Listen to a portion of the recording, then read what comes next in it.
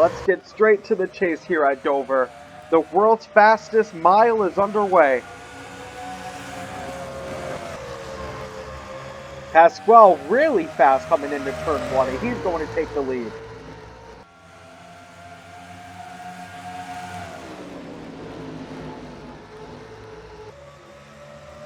Oh, it looks like, I think Martin and Cotto make contact, but they both save it. Luckily for the both of them, they do not want to crash early. Because of how narrow Dover is, if a car in the front crashes early, that's going to create a big one, that's for sure. Edgewater looking to make a move into the inside. Can he do so? But Pasquale's able to get a really good run off the middle. Seems to be that middle group that works the best, at least for the 44.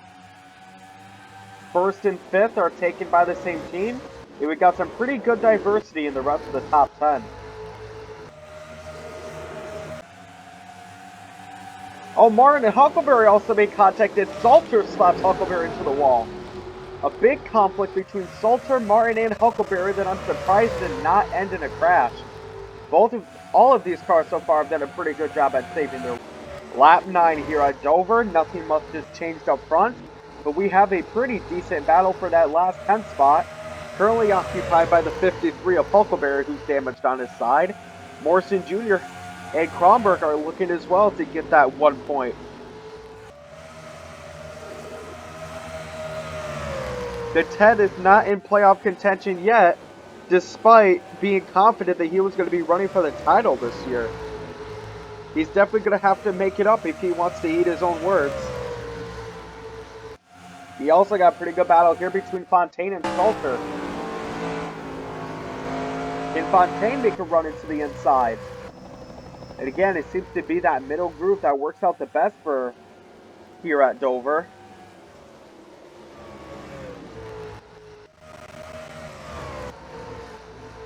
Back to the lead. Pasquale is leading the pack pretty decently here.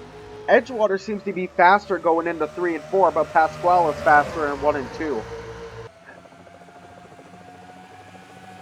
Is Edgewater going to try to make a move here, or is he going to wait until the pit cycle's done?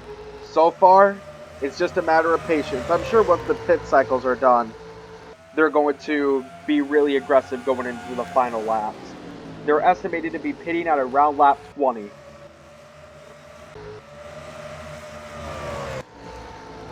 Pasquale still comfortably has the lead here. And Martin is overshot turn 3. Tries to save it, but almost crashes the Salter while doing so. We're going to have a big crash here. Martin, Salter, Morrison Jr., Lamarty. You had Kovic and Brown in it. Guy is able to dodge it. Zach is able to dodge it. But a bunch of other cars have completely wrecked because of it. Looks like Martin just completely got distracted or lost grip coming into turn 3. Tried to redeem for it, but it didn't work. Well, that's one way to let your teammate get ahead.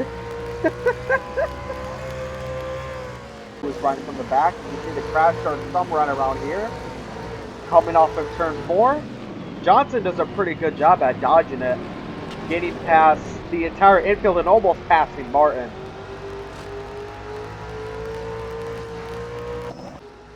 You can see from the camera of Brown that him and Dematale, despite doing very good for the Cadillacs, it ends horribly for both of them. Goodness me, that's at least 10 cars involved. All of the leaders are coming in for pit stops. Pasquale first, Edgewater second, Rada third. Now Edgewater actually started ahead of Pasquale, which will get Pasquale the advantage because he will be able to get through pit road faster. The first car to not pit is the 57 Apparel. Pasquale is in his pit. Edgewater is now in. Both of these cars are only going to take 2 tires.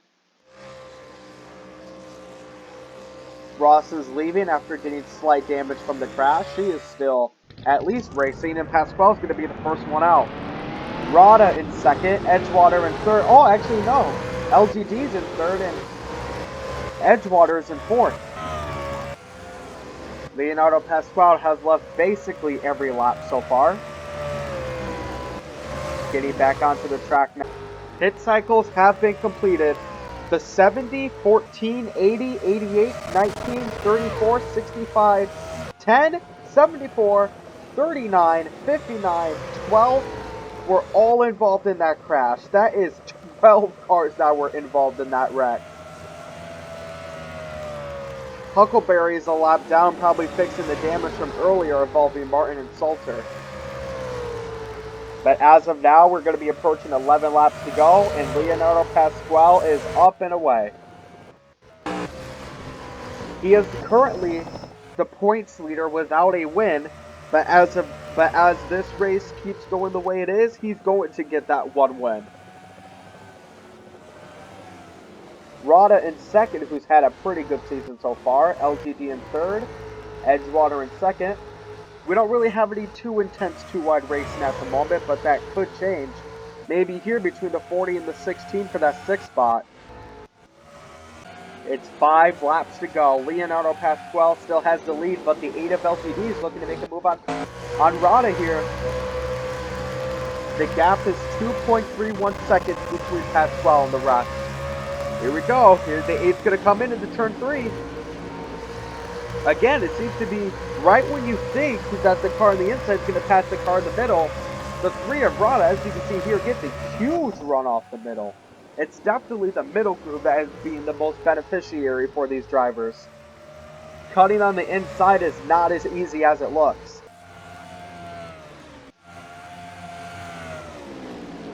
The 8 is going to try again here. Maybe he'll get help from the 7. Oh, the 8 is going to the inside here. A very good battle for second. If only this was the battle for first. 3 laps to go here in Dover. The 57 of Harold's in the top 10. That is a rarity if it's not a super speedway. The 25 of O'Sherwood is the last car in 10th, and unless they crash, the 99 is not going to be able to catch up. We are coming in at 2 laps to go. The 8 has not passed the 3 yet, but it looks like the 7 could even pass the 8 here.